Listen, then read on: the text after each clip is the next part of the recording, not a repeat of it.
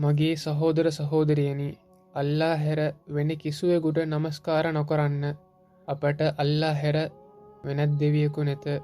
ඔහු තනි කෙනෙක්. ඔහුට සමාන කිසිවෙක් නැත. ඔහු ආස්වලට ඉහලින් සිටි. ඔහු මිනිසුන්ව මවලා මිනිසුන්ට මඟ පෙන්වන්න පළවෙනි මිනිහා ඉඳලා අපේ මේ කාලය වෙනකං ලෝකයට දූතයන් යව්වා.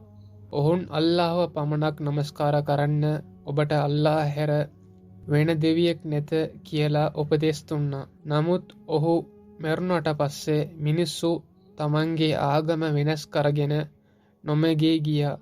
පසුව තව දූතයෙක් දෙවියන් වහන්සේ යව්වා. මේ වගේ නැවත නැවත කාලයෙන් කාලයට දෙවියන් වහන්සේ දූතයන් මේ ලෝකයට යව්වා. ඉතුණු විශ්වාසය කරන යේසුස් අල්ලාගේ දූතයන්න්ගේ එක්කෙනෙක්. ඒ වගේම ආබ්‍රහම්, මෝසස්, මුහම්මද් කියන අයත් අල්ලාගේ දූතයා තමයි. මේකේ අවසාන දූතයා වන්නේ මොහම්මද් තුමාය.